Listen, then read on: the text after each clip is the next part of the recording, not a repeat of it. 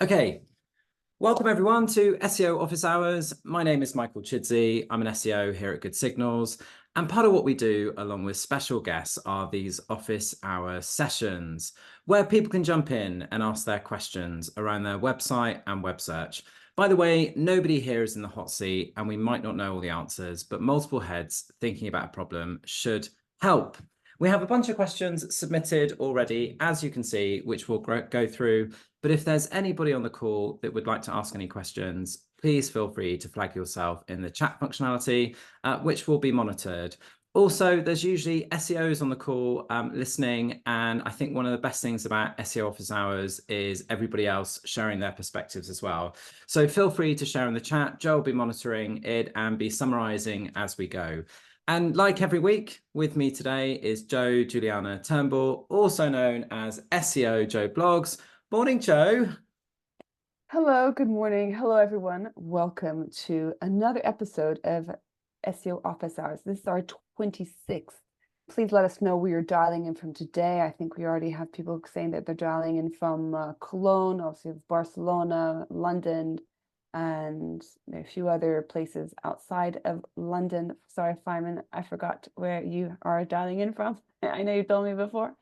So as Mike said, yes, I'm Juliana Turnbull, or SEO Joe Blogs on Twitter, and I run a digital remote consultancy business called Turnbull here in Barcelona, Spain, and we help clients with their marketing and those who want to expand their reach overseas or globally.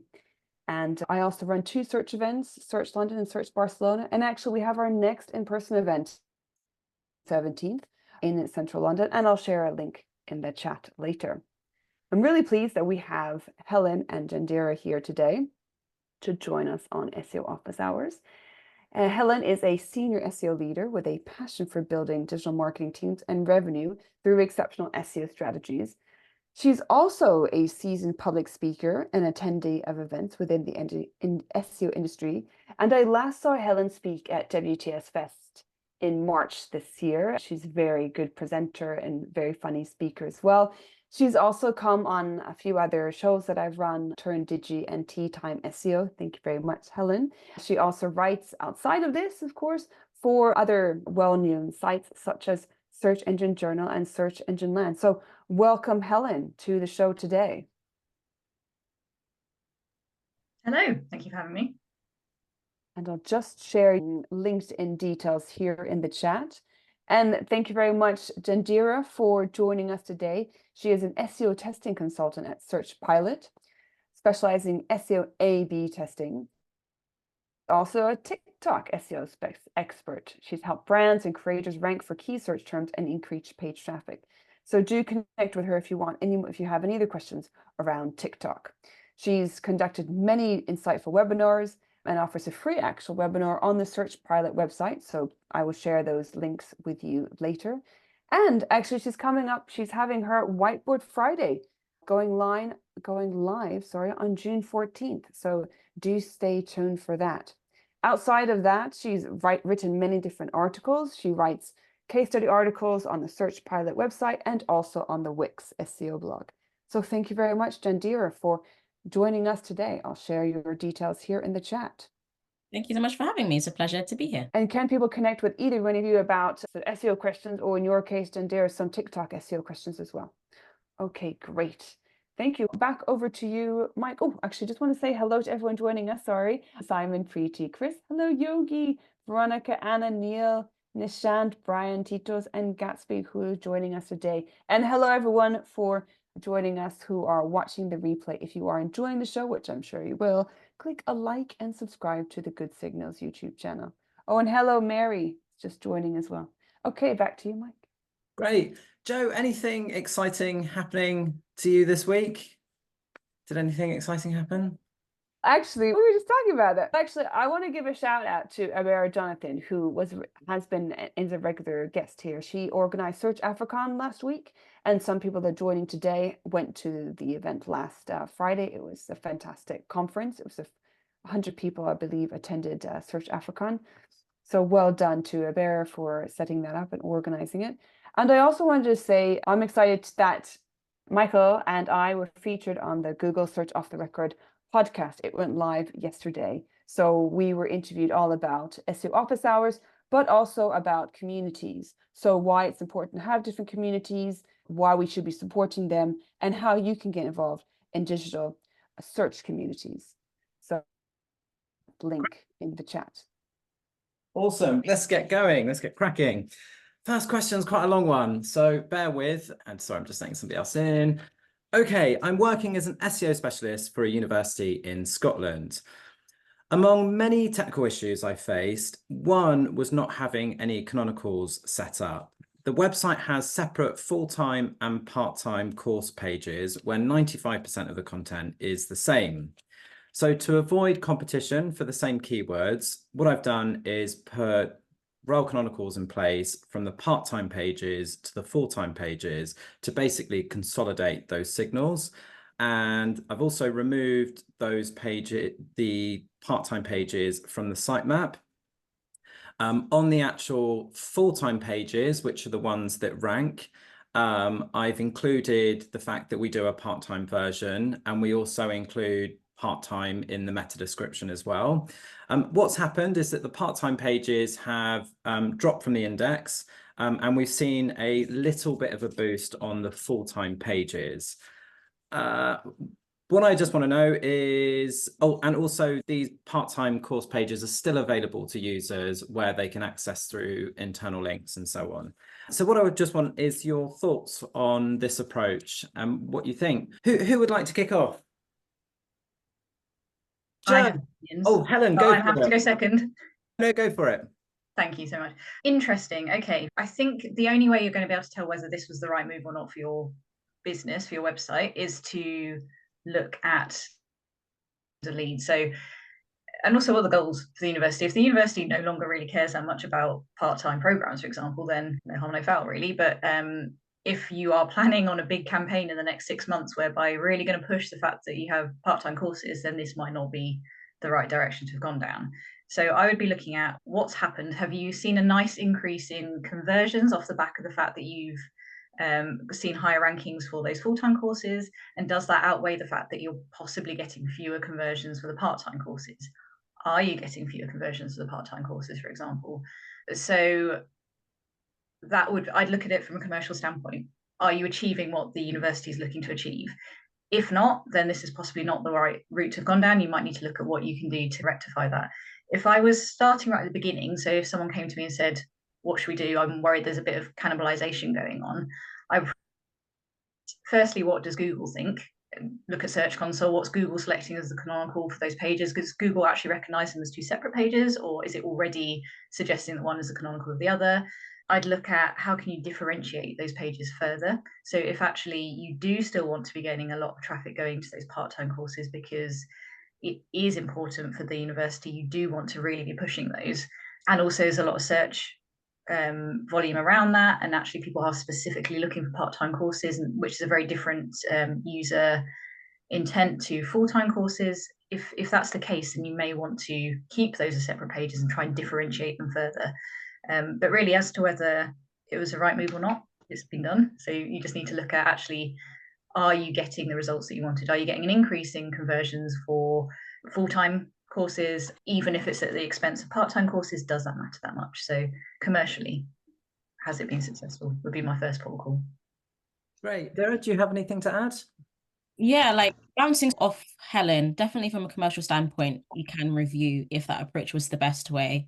I feel like the approach has its pros and has its cons, much like any approach for this sort of issue. What the pros is consolidating your SEO signals, you're potentially strengthening the ranking potential for those full-time courses and preventing cannibalization. So that works in your favor, as well as they did mention that duplicate content was on both of those sort of pages. So the part-time and the full-time, the content was 95% similar. So that works in that sort of sense. And help Google crawl your sitemap, just making things a bit easier. However, I think the con is user experience, because if a user now searches for part-time courses and finds a full-time course page, clicks in and their query isn't answered as soon as possible, they're likely to bounce off the page.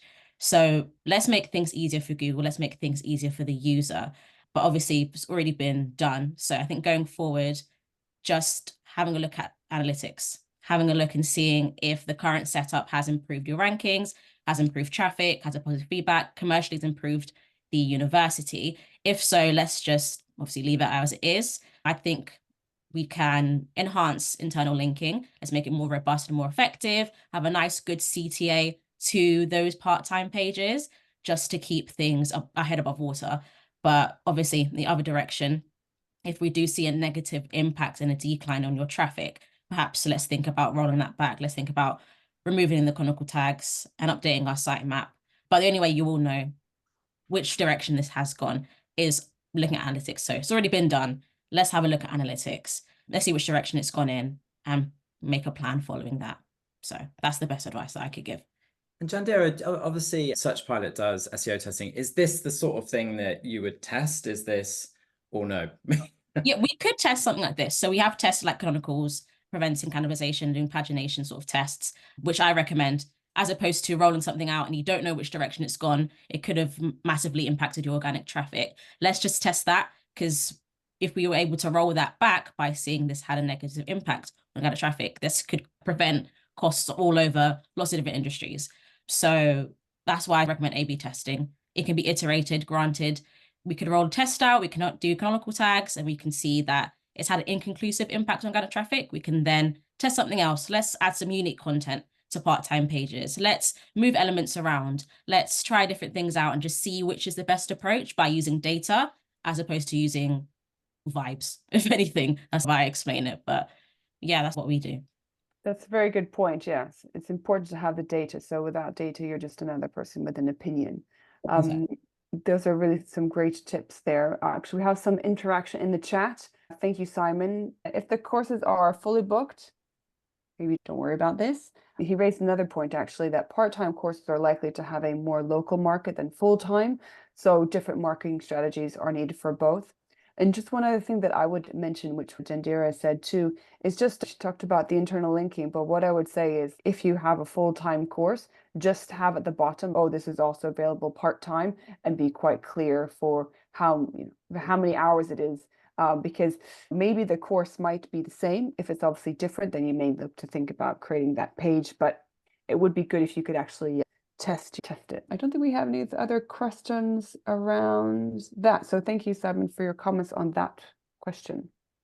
Great. I've worked on a couple of university websites, and to be honest, they're such huge organizations with different marketing teams, and all different courses have different departments that are in charge of the content and so on. So it can be technically a bit of a nightmare anyway, just in general, because there are so many different moving parts. I guess like in an ideal situation, what you would do is you would take it course by course, and because obviously in some cases, maybe the part-time course is going to be more popular than the full-time course, and therefore you might actually want to switch the rel canonical tags the other way if that's the approach, rather than just having a blanket one. But I agree with what everybody said, really. I think the looking back, it obviously is too late to test because it's already been done. I think in an ideal situation, you might set this up as some sort of SEO test to see, but I would compare the data before you did it to the data now. I'd look in Search Console, look at your commercial terms and see where you're ranking, whether you're getting traffic for those. And also I'd probably compare the URLs that had part-time in the URLs before to just see if any of that traffic has passed over or if you've just lost it. Yeah, I don't think I have anything else to add, but it is really, working for a university is so complicated because so this may have just been a case of I need to get something done rather than nothing, and that's just one of many technical issues that they need to fix. But yeah, that would be my feedback, to just look at before and after, like everybody else has said. Okay, next question. Are you seeing much on the US SERPs with AI overviews, and is there any way to track AI overviews? Any thought? Oh, Joe, you got your hand up already. Go for it. Yeah. Okay. So I'm just writing the question here. Actually, I went to a webinar this week from SEO Clarity. They were talking about AI and AI tracking. I think we have a Yogi in the audience here as well from SEO Clarity, just about what they were, if there's any tools that are actually showing that in the rankings. Maybe Yogi, if you know the answer to this and you can add it, or we can go back. But I just obviously watched the webinar, and it's really interesting about AI and obviously the overview. I will come back to you unless Yogi has some extra insights he can add to the chat about it. I'm just gonna be really quick with this. So good morning all. Lovely to see you, Michael. Finally made it. Yeah, there is so much fluctuation, right, with what's happening with the search results. So it's really difficult to ensure that we can create the right type of tracking in place, because we could have it one day and then it could disappear tomorrow, right? So it's really tricky to do this. At the moment, SEO Clarity, we are preparing ourselves for what is potentially going to come out. However, the webinar video, which I will post shortly, because we just managed to get the video done for it ready to go out extended, but I'll post that out. But we've got a couple of functionalities in the platform, and I'm sure there's other tools that can do this as well, is that if there is an AI result that's appearing at the top of the page, then one of the ways that we are able to do this within SEO Clarity is to monitor the actual pixel ranking. So to see how far down the organic page your listings are appearing, or even in the paid results. So that's one of the ways. So at the moment, it's still relatively new, but that's like one of the ways that we're tracking it here. Amazing. Thank you, Yogi. That's awesome. Yeah. And thanks for coming. Pleasure. Cool. Catch up with you guys later. Thank you, Yogi. Amazing. Thank you. Helen, do you have any thoughts, or Jandira? Any thoughts? No. I mean, I have thoughts, but not specifically around that. Perfect. I've been following lots of conversations on Twitter about people sharing screenshots and so on of just wrong AI results. That seems to be the thing at the moment, which consumes a lot of my feed at the moment. Sorry, yeah. X, I should say. Okay. Twitter. Sorry, Michael, just one other piece I should add. And obviously, because we're monitoring to see who is actually telling the truth and who is lying. So at the moment, there is no technology out there that can monitor the AIOs, right? So nobody can do this at the moment. So just be cautious in terms of anyone that is promising the world, right? So just be careful out there. That's really interesting, because there's a lot of case studies that are being shared at the moment that are questionable. Yeah, so do be careful. Cool, amazing advice. Thank you, Yogi. Cheers. I just wanted to say this one. Simon, you always have so many good insights and jokes. Simon saying that AI summaries are already advising people to eat stones and cook with petrol. The AI are testing Darwinism out on us. Chris is like, yeah, I thought my dad was getting weird. Yeah, it's still lots of work in progress. And as Mike said, there's a lot of people on, I'm just going to say Twitter, that are like making fun of this, that the fact that that doesn't make sense, some of these AI overviews. Sorry, go for it. I saw on LinkedIn, someone asked AIO to give it fruits ending in UM, and it's like blueberry, apple, and then coconut, which was really weird because none of them end in UM. So that was quite strange. But what's funny with AIO, I actually have seen something like this on TikTok. If you search certain things on TikTok, for example, how to make a blueberry pie, it scrapes all of the highest ranking TikToks and spits out an AI created recipe at the top. So again, no one's fact checking this. So I could make the best TikTok today about blueberry pie and add the most random step in my recipe. And now that's going to be the highest ranking TikTok and going to be in that AI snippet. So I'm interested to see how this works on AIO. I'm interested to bring that over to the UK. I know it's only available in the US SERPs right now. But yeah, I feel like if it were to be able to be fact checked, I feel like it could be revolutionary. But at the moment, I can't buy a blueberry or apple, so I don't really think it works. Well, I think I'll still stick to chefs when it comes to recipes, like Mary Berry and, I don't know, Gordon Ramsay, rather than any AI model. Okay, next question. We are on the brink of launching a new iteration of our website. While the visual differences may be subtle, we've made significant changes to our content management system.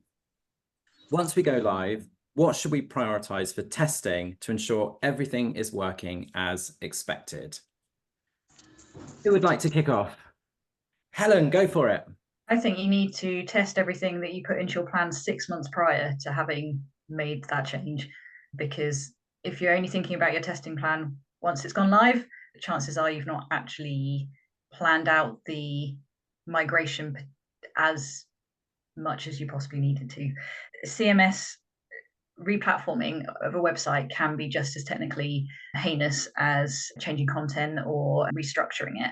It's depending on what the change is when you're replatforming, it can mean a lot of technical differences between your old website and your new one, even if aesthetically it's fairly similar, because the code will change. I would always treat a replatforming as a full migration and start planning it accordingly. So looking at what will the changes be, how does that impact the code, how does it change things like the load speed of a page, how might it change the way that internal links work, how does it change the way that the use of JavaScript works on a website, for example. So really looking at all of that detail before you even start with the actual replatforming itself, understanding what are going to be those key differences and trying to plan accordingly. So things like, if load speed is going to improve, great, but at what cost? What's changed to enable that to happen? Or if the way the internal linking happens on the website will change because the underlying code base or the CMS has changed, what does that mean? Are you going to have to relink things? Does it mean that you're going to have to think about the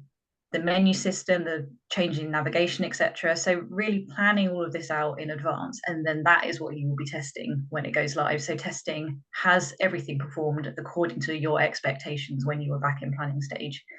And then depending on what has changed, that's what you want to see. You want to be measuring, is there improvements in that? So if you've replatformed because it does improve your load speed of a page, for example, has that actually happened? Has that come to fruition when the replatforming has gone live? Otherwise, it's always things like, what's it done to individual pages? So are you seeing big fluctuations in those pages? Are you seeing fluctuations in how many of those pages are in the index, for example? And all those kind of standard things that you look at with a migration. But number one key bit of advice is start your planning at least a month before you think you need to start planning with any kind of big website change like that. Great advice. Joe, do you have anything to add? I have nothing to add on that point. That was very good advice, though. Thank you, Helen. I do have a few questions in the chat, though. Perhaps afterwards we can answer those or address those questions. Yeah, sure. Jandira, do you have anything to add to that? Yeah, so I agree, definitely. Sort of any iterations of a page, it's a site migration. Just act like it's a site migration. Just makes things more easy, more robust, and we're ticking all those boxes. So I would look at functions, making sure internal and external links are going where they need to go, ensuring the navigation works, ensuring everything works how I expect it to. Also considering it's a new CMS, making sure everybody has their permissions. I think that's one thing that ends up a couple months later, people don't have permissions that they need for their CMSs. So make sure everybody's got their permissions, everyone can access the system, making that easier. Page speed, again, if page speed is good, what's the cost of page speed? Has something else changed in core vitals to get us to make the page faster? Testing layout as well, making sure it works on multiple devices, from Samsung to iPhone to iPad to Apple Watch, like everything. Just make sure it works how you need it to, make sure nothing's been cut off and that's going to ruin your user experience, ensuring all the images load how they should be loading, considering it's a new CMS. And then funny enough, I'd say is check SEO after checking all those functionality points. So making sure our meta tags work, nothing's being truncated, that we don't want it to be truncated, canonicals, CRL structure, redirects. Yeah, I feel like that will come after we make sure everything works and make sure everybody can access what they need ultimately. But yeah. I've just seen Simon's comment in the chat that content management systems should have absolutely no impact on the site. However, that rarely happens. Unfortunately, yeah, it rarely happens that it doesn't impact it, because if you think of the way that content management systems are, they're a way of lay people making changes to a website, and they all have their own UX and UI, don't they? If you think about, I'm not going to name the name of the CMS, but there's a well-known CMS out there that likes to do fun things. If you change the name of a title, it changes how it appears in the navigation menu. So if you change the name of your page, it changes the anchor text in the navigation menu, things like that. If you're moving from CMS A to that particular CMS, then suddenly all of your anchor text is going to be changing. So that's the kind of thing that you might not have consciously made the decision to do, but actually the CMS is forcing you into a change that you don't necessarily want to have happen. if you've got a whole really capable team of developers working alongside you, it's the kind of thing that they might be able to change. You might get spotted before it goes live, etc. But if you've had a new website shipped to you from an agency and you've not really had that much to do with it, this is all stuff that you might discover upon launch, and that's going to be really tricky. Yeah, I always approach replatforms with skepticism and a healthy level of fear, and just make sure that you really understand all of the things that are going to change, because there might be some in there that really surprise you. Like you can't, I don't know, and there's no editable sitemap, for example, on this new CMS, whereas there was in the past. That kind of stuff. You just don't necessarily know until you really investigate functionality. Thank you, Helen. Yeah, so really for this, I would treat it as give yourself more time than you ever thought about. The question was, once we go live, what should we prioritize for testing? I would say plan for testing and plan enough time for this. And Chris was emphasizing what you said as well, Helen. Think about moving a warehouse. You need to pack up and take note of everything there, box it up. And then, of course, when you're unpacking, check everything too.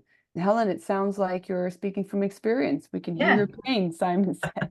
50 plus website migrations under my belt. I barely sleep anymore. Oh, sorry, Helen. That's sad. Yeah.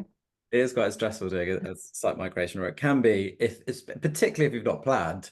My favorite one are the surprise ones where you find out a week after it's been launched that a client's decided to migrate a website. Yeah. Timing.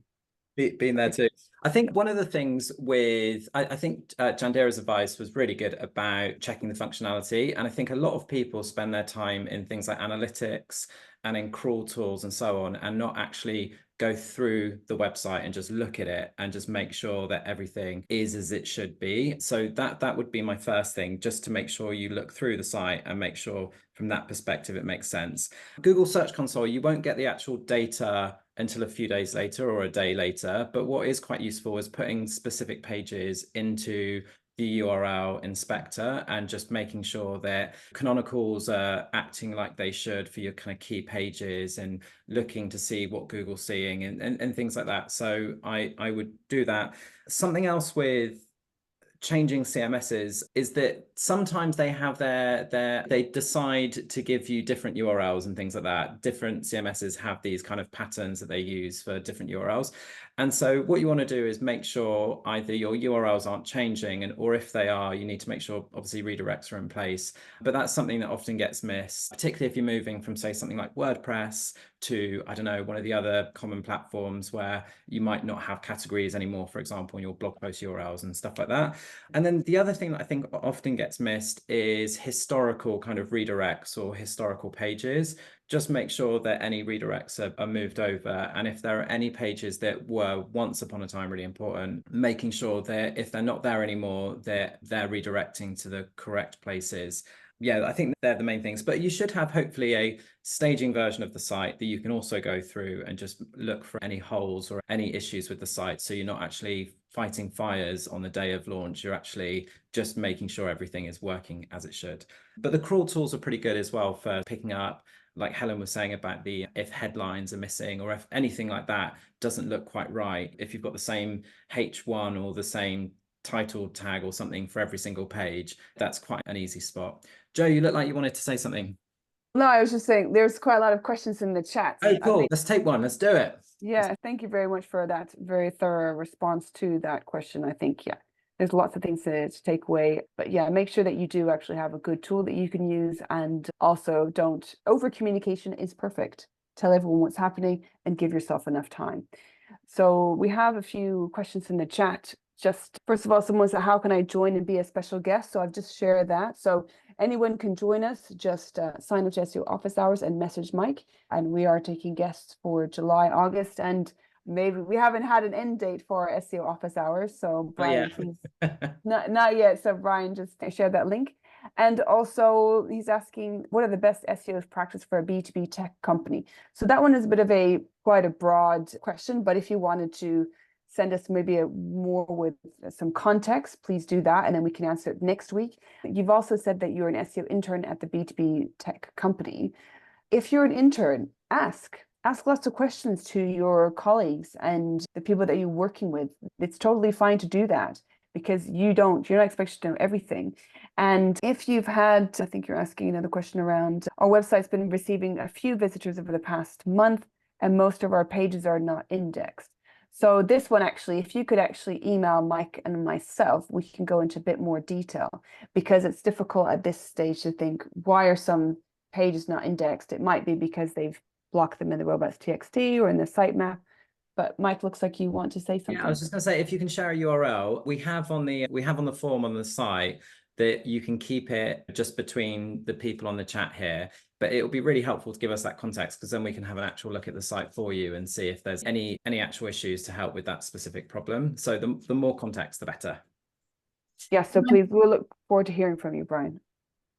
So I was just going to say, I just want to say, well, that's awesome, Brian. If you're an SEO intern and you're turning up to chats like this and really getting engaged and wanting to get answers, that's awesome. It's always a really good start to a career when you're this hungry for knowledge. Thank you. Yeah, that's Yeah, totally agree. Next question. Oh, it might be from the same person. Who knows? Is there a better way to compare crawls in preparation for a new website update than using Excel? It's taking forever and I need to do it on multiple occasions. I have the live URLs and I have the staging URLs, which temporarily have different addresses. Just because of time, unless anybody really wants to say something, in most crawl tools you can just rewrite the URLs. That would be my feedback. Has anybody else got anything to add? Yeah, you're an SEO, you chose this life, your life is now spreadsheets, so you're going to have to that is also true. Like 90% of what we do involves some form of spreadsheet. Yeah, I'd say that there's a few tools like Screaming Frog, Sitebulb have a few comparison tools, but more likely you're going to export that into a spreadsheet. So, yeah.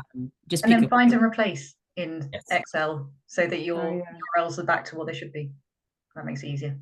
Simon's got some good thoughts there as well. Compare by title, they should all be unique. Yeah, actually, that's quite a good one. I've used a bunch of different tools. Spotify, we have Lumar, and Screaming Frog is really good. It's really, the Screaming Frog one is also very good because you can also do search and locate quicker.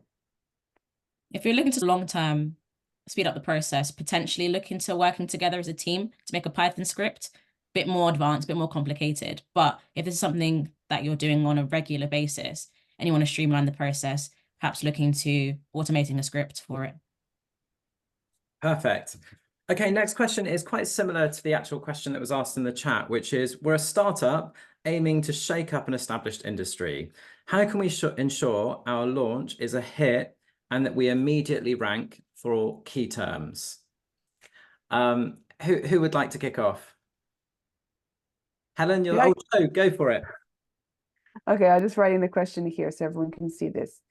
Like we were talking about when the migration or changing through CMS, give yourself enough time, give a plan. If you're looking to shake up this industry, I would actually do a lot of research before, because you have this, you haven't launched it, so you can make the most of this time that you do have.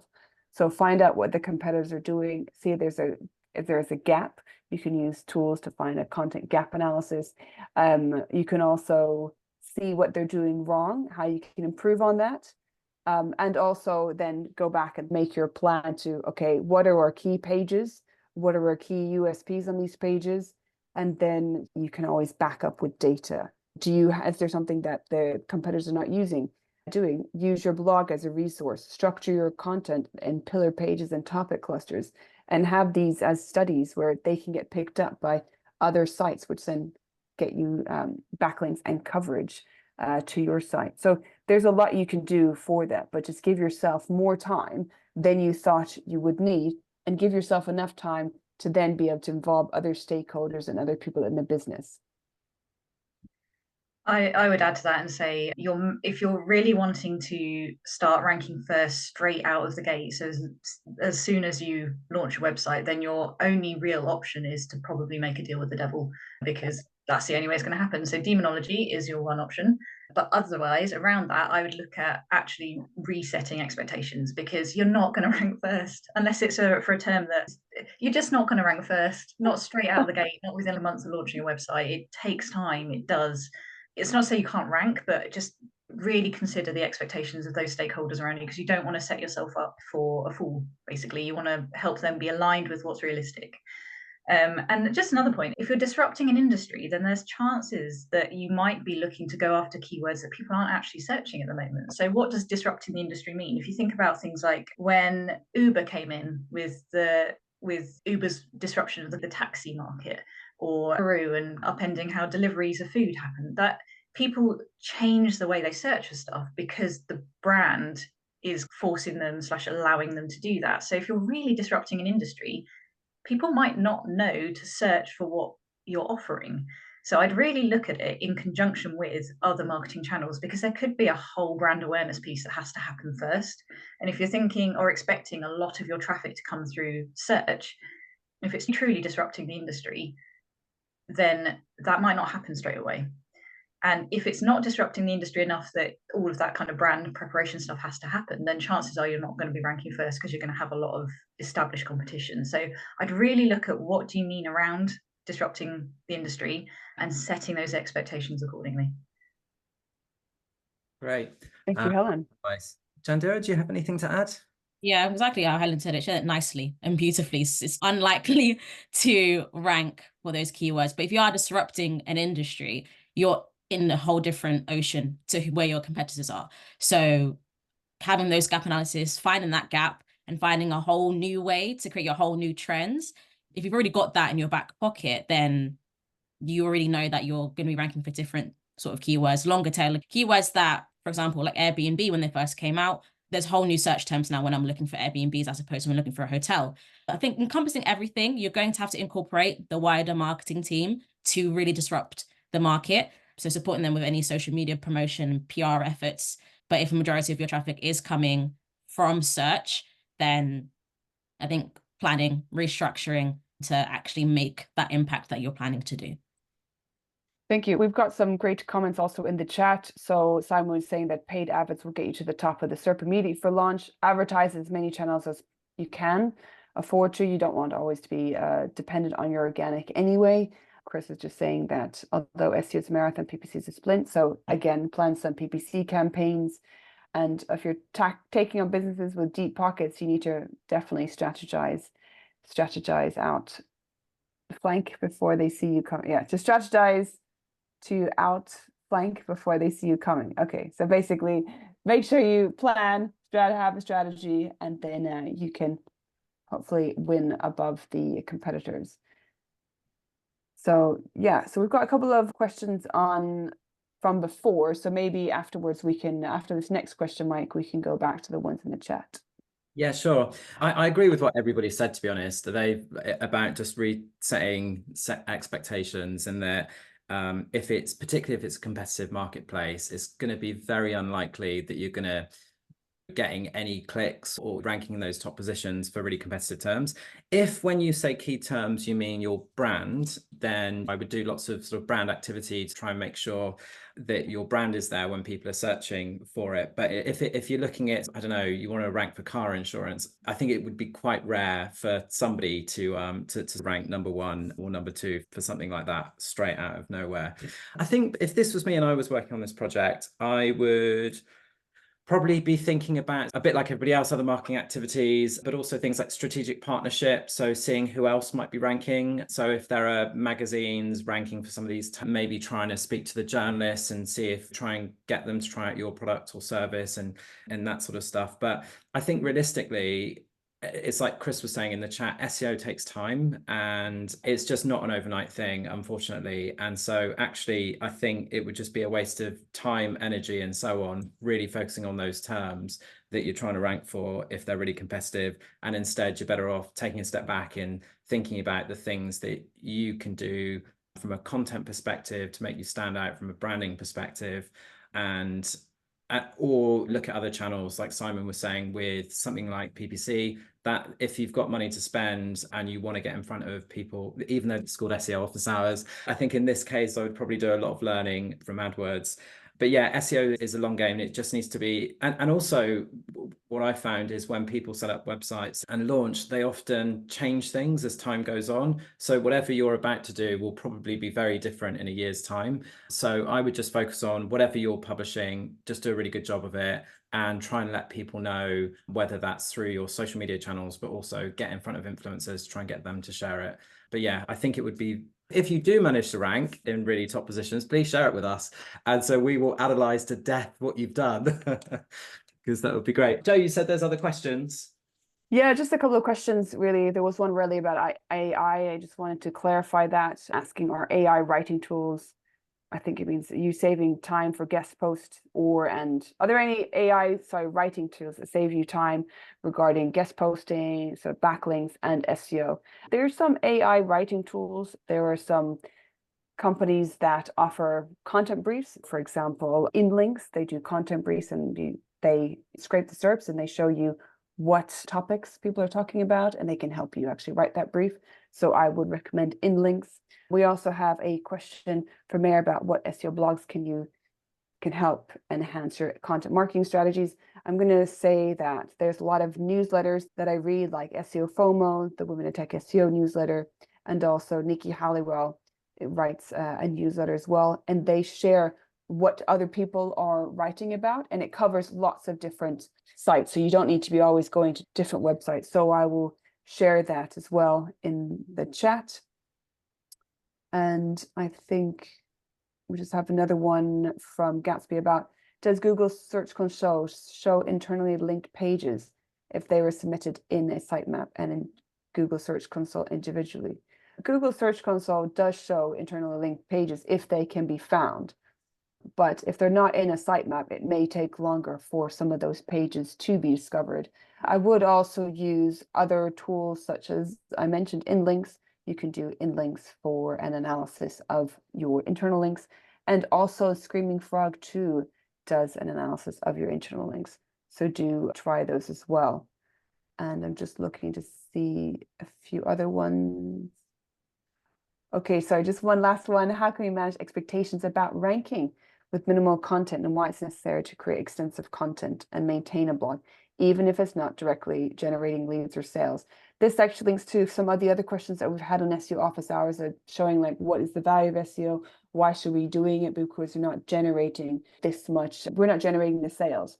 We didn't talk about this one in particular, but I would say, or we didn't say this answer, but I would say when people build a website, when someone pays for a website to be built, they don't think, oh, I'm going to get loads of traffic. No, you need to do something else on it. So it's like people need to work on the actual content to drive the traffic. What I would do is, if you are struggling to manage these expectations, I will share in the link as well some of the newsletters that I mentioned. And in some of those articles, they do talk about how to sell SEO into the board. Also, Tom Critchlow does the SEO MBA. That's a really good course, and he writes a lot about selling in SEO to the board, or people that don't know about SEO. So I'll share that. Yeah, Tom Critchlow's SEO MBA course. I did that, and it was very good, and it helped really to highlight what the importance is of SEO, and also how other people that are not in your team can be your ambassadors and can also understand SEO more. So we've got, loads of comments. And Simon has said as well, manage expectations by taking screenshots of the content of your organic competitors and then pin them on the wall. Yes. What I would say is look at competitors. Yeah, because what they're doing, show them, oh, they got this many blog posts a month, or what they're writing. That's always a great one. Although you don't want to copy your competitors, but it is a great way to also get some visibility and some support from the board or people that aren't in your team. And also, we're running out of time, so I wanted to say thanks everyone for joining us today. If you are enjoying the video, which I'm sure you are, click a like and subscribe to the YouTube channel. And those that are joining us not live, you can sign up for the SEO office hours to join us live. I'll share a link in the chat. And thank you to our guests for joining us live, and our special guests for being on the show today. Great. And do you guys have anything to add to any of that? There's quite a few different things going on there. Jandira or Helen, do you have anything to add in terms of minimum content or setting expectations? I think setting expectations is one of the hardest things in SEO, because a lot of people outside of SEO just think it's this weird keywords and maybe links are involved. And then you start talking about things like code, and actually the architecture of the website's a thing. And people outside of SEO just have no concept of what SEO can do or what it really should be doing. I would say go in with as much training as your stakeholders will allow. So constantly be educating them, because at the end of the day, that's really going to help you with that managing expectations piece. If they have a much better understanding of what SEO actually is, what it encompasses, what it can do, then they're not going to be expecting the world every time you say, we're going to start creating a new page. They're not going to expect it to rank first within a week, because you've educated them on what SEO is and how long it takes. So always be teaching. And that really helps with those expectations. Yeah, like the mission for Search Pilot, our mission is to prove the value of SEO to the world's biggest websites.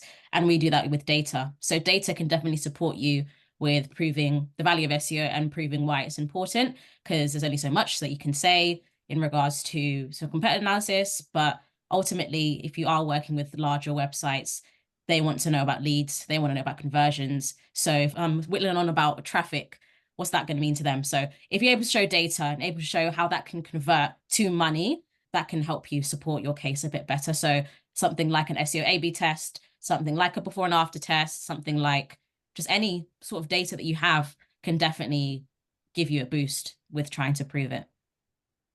Amazing answers. Yeah, I always think when it comes to talking to somebody that doesn't necessarily work in SEO, I try really hard to speak in their language. So rather than talk about traffic, I talk about people, and I try and refer to popular pages. Sorry, instead of popular URLs, I talk about products and services people are actually looking at on the website, and just things like that.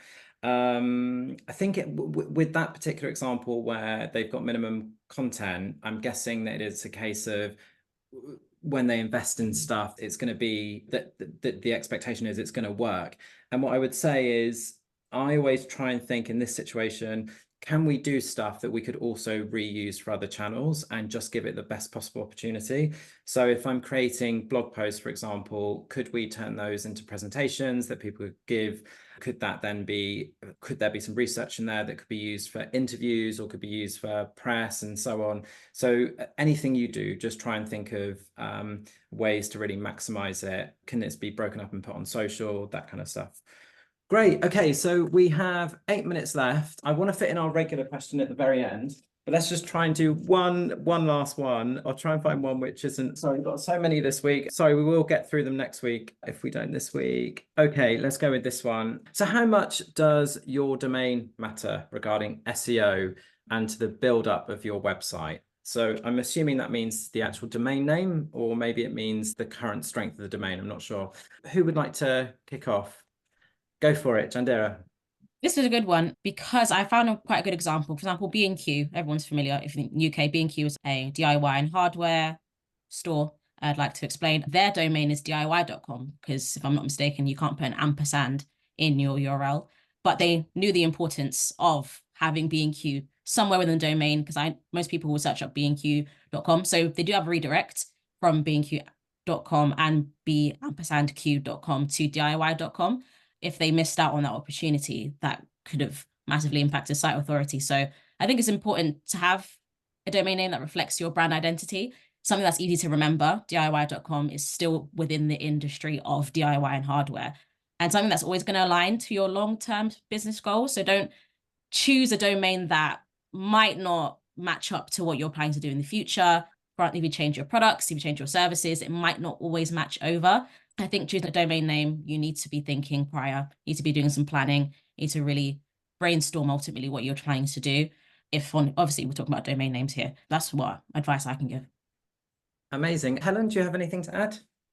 Yeah, oftentimes when you discuss the domain impact on SEO, the question often follows about, well, what part do keywords play in that domain name, and do you want to shove loads of keywords into your domain name so that you rank higher, all that kind of stuff.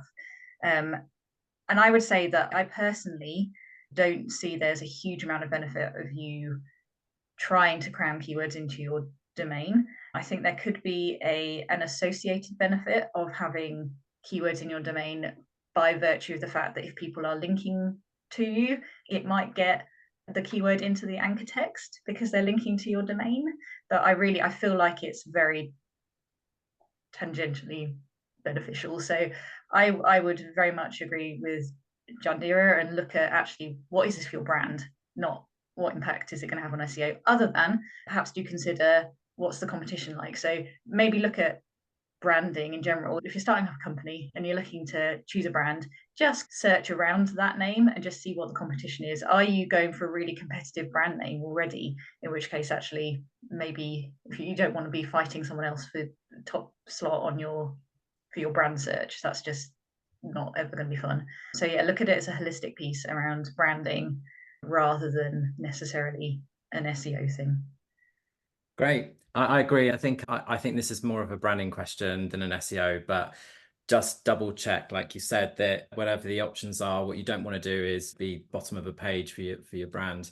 Joe, what are your thoughts? Do you have any on this one? Yeah, so this one actually I would think a bit wider really, because if you're planning to go international, you really want to make sure that you have a name that is translated in many countries quite easily. For example, in some countries like Japan, the R and the L is very difficult to pronounce. In other countries, the J is, for example, my last name, Turnbull, it's really hard to pronounce in Spain and France, and I wouldn't want to probably put that as a name.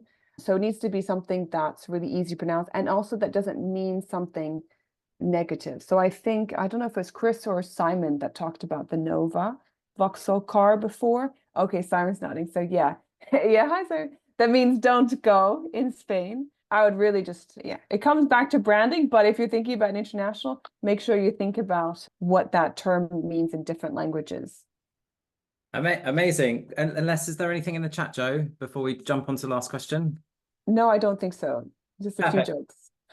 Okay, cool. Final question is, what are you most excited about in terms of SEO? Jandira, what are you most excited about at the moment?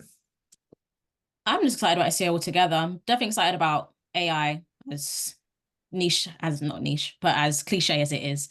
AI, machine learning, I want to see how it impacts search. I want to see search journeys change. I've seen from my research with TikTok SEO, a lot of search journeys start on TikTok and move over to Google. So I want to see how that integrates. I want to see how Google compete with that. I want to see how TikTok compete with Google. That's definitely what I'm excited about, and seeing how that progresses. Amazing. Helen, what about yourself? What are you most excited about in terms of SEO? I'm most excited for a time when we have moved past this really pessimistic slump that we seem to be in the SEO industry at the moment. Everyone seems to be really down about SEO because it's about to die again or something. And it is changing. It absolutely is changing. But I'm looking forward to a time where it's not all just, oh, more redundancies and layoffs. Oh, SEO is a revival career. And we get past that bit and we move on to the actually, what have we done? What have we adapted to? What cool things are we doing with other teams? How are we integrating other channels? Jandira is saying, I'm excited for that bit when we've moved past all the sad, everything's stressy, depressy part of this. And we're looking at actually how are we going to go forward as an industry and what exciting things. And also, what's going to happen to Google? It's big shakeups happening and it's all very exciting stuff. And it actually might really allow us to broaden our skill sets. Maybe we're going to have to start looking beyond Google and look at other search platforms and all kinds of things. And actually SEO as a role and as a career is going to change. And that's just really exciting. Amazing. Yeah, I agree on things not being so pessimistic. If you just go on Twitter, it's horrible at the moment. Sorry. Joe, what about you? What are you most excited about at the moment? I'm always excited about events and webinars, so I'm just going to say Search London Summer Part Day, little event on June 17th. It is in person. It is not recorded, unfortunately, because we don't have a media partner yet or sponsor. So if you want to be one, please contact me. So I've shared a little code in there as well for a 20% discount. So we'll have up to 4 speakers. Final one is should be confirmed on Monday. Amazing. Thank you so much, everybody. Thank you to everybody joining us online. Thank you to those that watch it afterwards on YouTube. Thank you to our speakers. Thank you, Joe. Great job again. Have a lovely weekend and see you next week. Oh, yeah, see you next week. Ruth will be the co-host next week, my sister. You've subbed her in. Okay, cool. See you next week. Bye. Thank you, everyone. Thank you, Bye. everyone. Thanks all. Bye.